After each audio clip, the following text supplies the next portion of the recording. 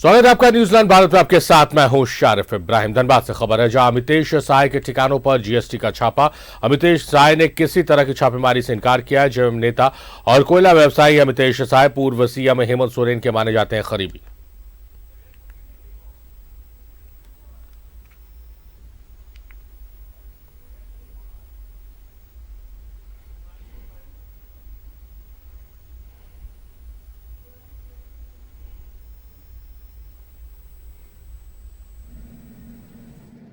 केंद्रीय एजेंसी अगर किसी के यहाँ छापामारी करती है और वो व्यक्ति अगर शहर में है तो कॉरपोरेशन को भाव को लेके ये कानूनी समझ के लिए उसको अपने साथ रखती है। श्याम शर्मा मेरे बहुत सारे व्यापारिक सहयोगियों के में से एक हैं और उनका कुछ निजी व्यापार भी चलता है और कुछ निजी नहीं भी चलता है। उनके निजी व्यापार से मेरा अपना कोई संबंध नहीं है। उनकी अपनी कोई कुछ कंपनी है जिसमें वो प्रोप्राइटर हैं, तो वो उससे जुड़ा हुआ हो सकता है। मैं आप लोगों के साथ हूँ, मेरे आवास में या मेरे कार्यालय में कहीं भी इस तरह की। गिरिडीह पुलिस ने 9 साइबर अपराधियों को गिरफ्तार किया है। पुलिस ने अलग अलग थाना क्षेत्रों से इन साइबर अपराधियों को गिरफ्तार किया। उन लोगों पर नौकरी दिलाने का झांसा देना, फर्जी बजाज फाइनेंस कंपनी के कर्मी बनकर वर्क फ्रॉम होम का झांसा देना, स्कॉट सप्लायर बनकर पैसा लेने का आरोप है। उन लोगों के पास से 25 mobile, 28 SIM card, 23 ATM card, 17 bank passbook, 4 pan card और 13 आधार कार्ड बरामद किए गए। एसपी दीपक कुमार शर्मा ने मीडिया को यह जानकारी दी है।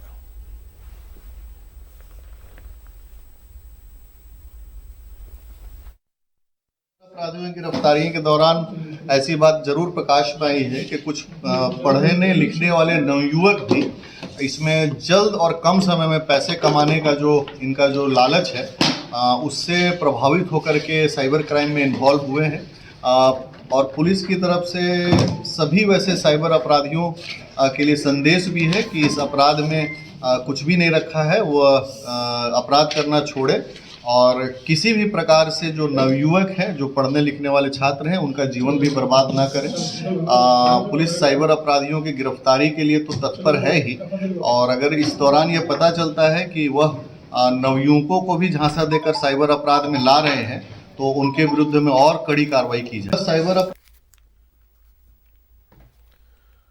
धनबाद के बागमारा में इलाज के दौरान महिला की मौत हो गई है। महिला का कतरास के चौधरी नर्सिंग होम में ऑपरेशन किया गया था, जिसके बाद उसकी तबियत बिगड़ गई। आनंद फानन में महिला को धनबाद रेफर किया गया, जहां डॉक्टर ने उसे मृत घोषित कर दिया।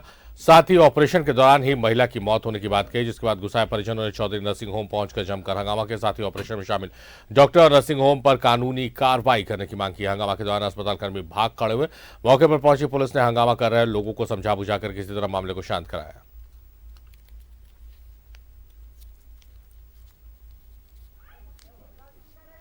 बाद ऑपरेशन थिएटर में ले गया। उसके बाद तुरंत निकाल बोलता है कि आपका पेशेंट एकदम इमरजेंसी है, जो आप ले चलिए एकदम सरती हॉस्पिटल में। उसके बाद सरती भी वहाँ पर भी ले गए तो बोलता है इसका कोई अभी हम चांस नहीं दे रहे, जो वहीं पर जो ऑपरेशन में ही गलती किया है मिशन दुर्गापुर। वहाँ क्या बताया, बोला कि हम ट्रीटमेंट कर रहे हैं, पल्स आपका बढ़ेगा तो हम रिकवरी करेंगे। इसका पल्स यहीं से गिरा हुआ था जब ऑपरेशन किया उसी वक्त। नहीं पथरी दिखाया गया। उसके बाद बोल रहा है कि आपका लंग्स में, फेफड़ा में जो पानी डूब रहा है यहाँ चौधरी में। को लगता है कौन सीखता होगा ना तो इन लोग का जो चौधरी का 15,000 चाहिए और 15,000 नायक को कोई डोज कम दिया हुआ, उसी में हमारी सिस्टर को जान गई। धनबाद में गैंगस्टर प्रिंस खान धमकी मामले में कांग्रेस जिला अध्यक्ष संतोष सिंह, पूर्व मंत्री मन्नान मलिक और शिकायतकर्ता मनोज सिंह ने एसएसपी से मुलाकात की है।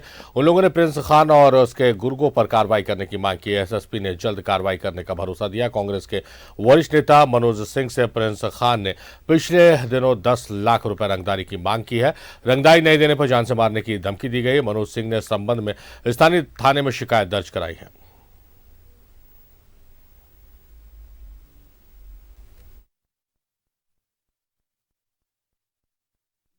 के द्वारा रंगदारी मांगा गया था, तो हम लोग नेता, साधु, संत, फकीर, हम लोग रास्ता में चलने वाले, हम लोगों से मिलने वाले हैं। हम लोग रात में 12 बजे 1 बजे डॉक्टर मिलते हैं। हम लोग रंगदारी कहाँ से देंगे? 5-6 दिन पहले दिया था, शिकायत दे दी। जो एक प्रक्रिया होता है तो हम एसपी साहब से मिलते कि हम लोग को सिक्योरिटी की, हम लोग की रक्षा कीजिए। कांग्रेस नेता मनोज सिंह को कुछ अपराधी लोग ने धमकी दिया था, रंगदारी की मांग किया था। उसी संबंध में उसके जांच करके अपराधियों के खिलाफ कार्रवाई करने का मांग धनबाद एसएसपी साहब से हम लोगों ने किया है। एसएसपी ने इस पर त्वरित एफआईआर दर्ज करने का स्थानीय थाना को निर्देश दिया। और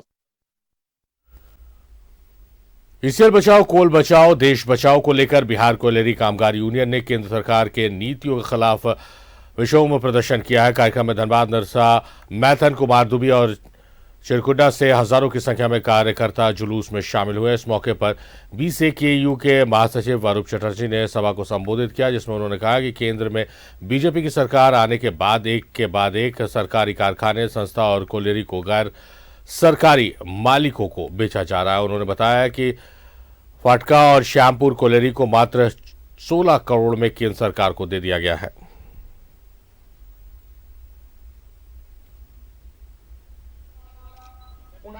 स्वागत किया जाए, आए और 5 मिनट में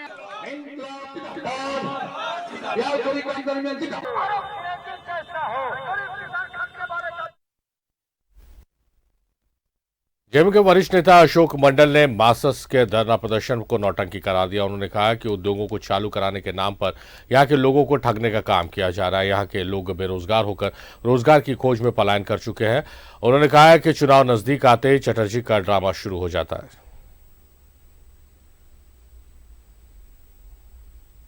क्षेत्र का प्रतिनिधित्व करने का मौका मुझे मिला है और निश्चित रूप से निजीकरण के विरोध में मैं भी खड़ा हूँ, उसमें कोई दो मत नहीं।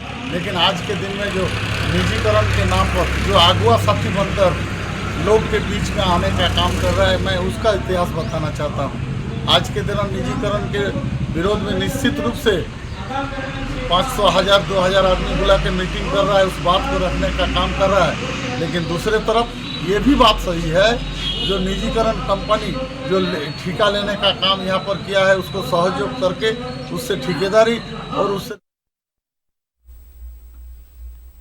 गोमिया में सांसद चंद्रप्रकाश चौधरी, विधायक डॉक्टर लंबोदर महतो ने 13 करोड़ की लागत से 5 योजनाओं का संयुक्त रूप से शिलान्यास किया। इस दौरान विधायक ने संवेदकों को हिदायत देते हुए कहा है कि प्राक्कलन राशि के अनुसार कार्य करें। साथ ही कहा कि गुणवत्ता और समय पर कोई समझौता नहीं होगा।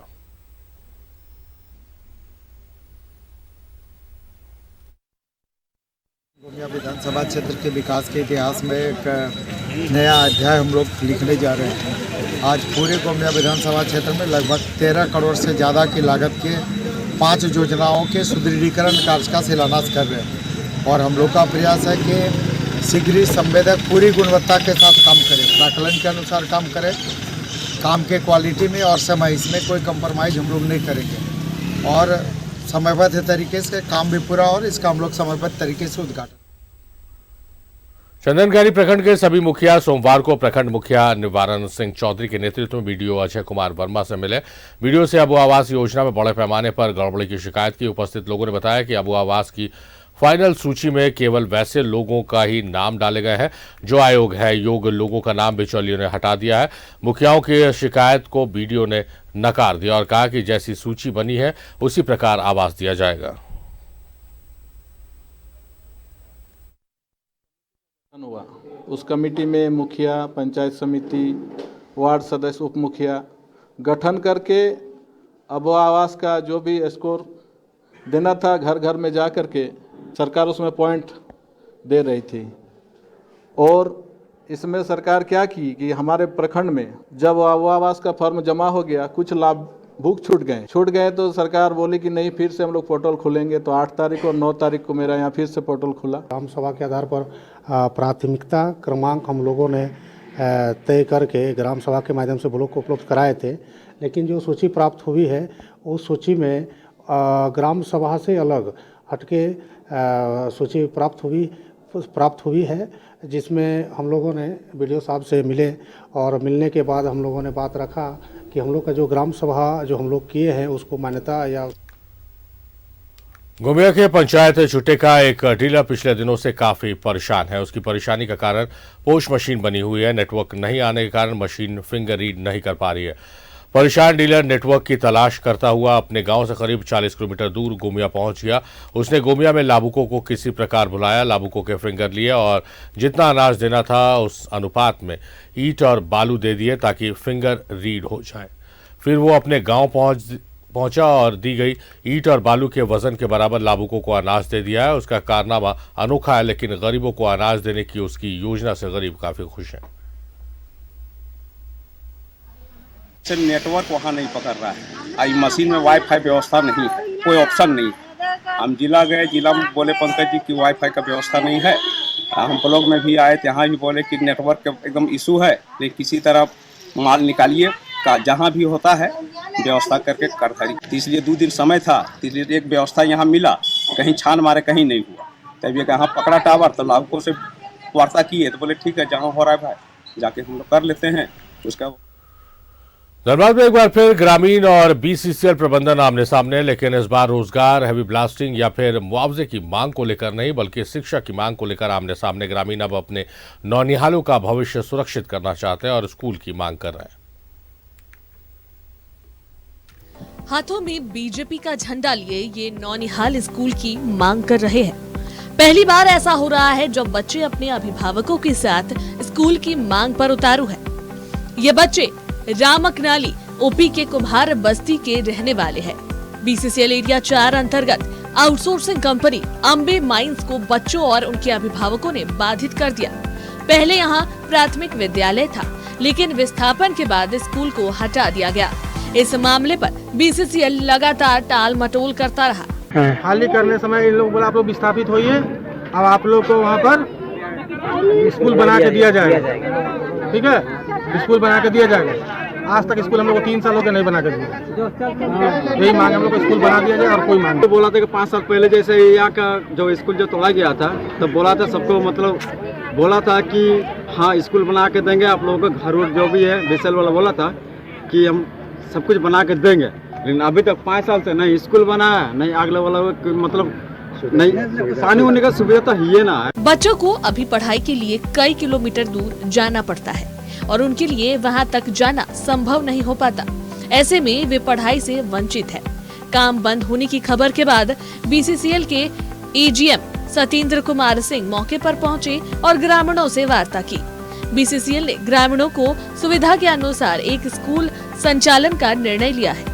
ये स्कूल आसपास ही होगा। यहाँ पे जाम करवाने के लिए, रास्ता जाम करवाने माइंस। तो 5 साल से हम लोग कोई बच्चा का स्कूल नहीं दे रहा है।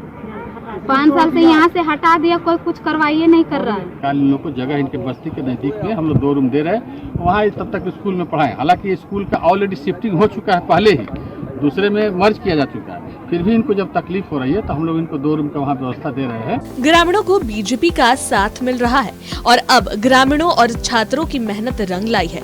अब यहाँ बच्चों को शिक्षा मिल पाएगी और स्कूल भी खुलेगा। हालांकि इसमें थोड़ा समय लग सकता है। बागमारा से अशोक की रिपोर्ट। धनबाद के तिलैया पंचायत में पेयजल के लिए जल मीनार तो बन गया, लेकिन इससे एक बूंद भी पानी की सप्लाई नहीं हो पाई है। करोड़ों की लागत से बनी टंकी को आधा अधूरा छोड़कर ठेकेदार फरार हो गया। आज पानी इस मोहल्ले में अमृत से भी कीमती हो गया है। ये जल मीनार आज से 10 साल पहले बना है। इस पर करोड़ों रुपए खर्च हुए, लेकिन आप देख सकते हैं कि ठेकेदार ने आधी टंकी बनाकर इसे छोड़ दिया है और फिर फरार हो गया। आज भी बांस बल्ली टंकी पर ही अटके पड़े हैं। अधूरी टंकी से न तो पानी की सप्लाई होनी थी और न ही हुई। लगभग 10 साल हो गए बनाने स्टार्ट और शुरू करने में, और अभी तक दिख रहे हैं कि यहाँ पर अभी भी बांस लटक रहे हैं और कोई अता पता नहीं, ना ठेकेदार है ना मुंशी है। हम लोग को बहुत पानी के लिए बहुत दर दर भटकना पड़ता है। लगभग करीब माने 1-2 किलोमीटर 2-3 किलोमीटर महिलाओं को जाना पड़ता है पानी ढो ढो के लाने के लिए और अपनी खाना पूर्ति करने के लिए। ये जो इस टंकी से जाना था, मतलब घर घर जाना था, लेकिन 10 साल से जो बना हुआ है पड़ा हुआ है, ये बड़ा मुश्किल है। हम लोग पानी के लिए बहुत दिक्कत है। पानी के लिए हम लोग 1 किलोमीटर से दूर से आना पड़ता है, लाना पड़ता है। मोहल्ले में पानी की घोर किल्लत है। 2 चापानल भी हैं। स्थानीय लोग चापानल से ही पानी लेते हैं और पानी के लिए आए दिन लड़ाई होती रहती है। नहीं जाएगा, कहूँ पानी वाला जाएगा। ये तो मोदी सरकार जो है ना चूठे का ही बना के रखा है, इसका बास अभी तक खुला नहीं है, तो ये पानी पहुंचाएगा? कौन है पानी पहुंचा है? ये काम पूरा कंप्लीट नहीं हुआ है तो पानी कहाँ पहुंचेगा? इसको मैथन से पानी लाना है, यहाँ सप्लाई करना है, घर घर नल। मोदी सरकार बोलता है घर घर में नल देंगे, हर घर घर पानी पहुंचाएंगे, मगर आदमी लोग 2 किलोमीटर 3 किलोमीटर पानी दूर से लाना पड़ता है। फिलहाल ठंड के दिन पानी के लिए लोग त्रस्त हैं। अब अनुमान लगाया जा सकता है कि गर्मी के दिनों में क्या हाल होगा। एक पानी टंकी 10 सालों से अधूरी है। यदि इसे पूरा कर लिया जाए तो पानी की कमी नहीं होगी। धनबाद से अशोक कुमार सिंह की रिपोर्ट।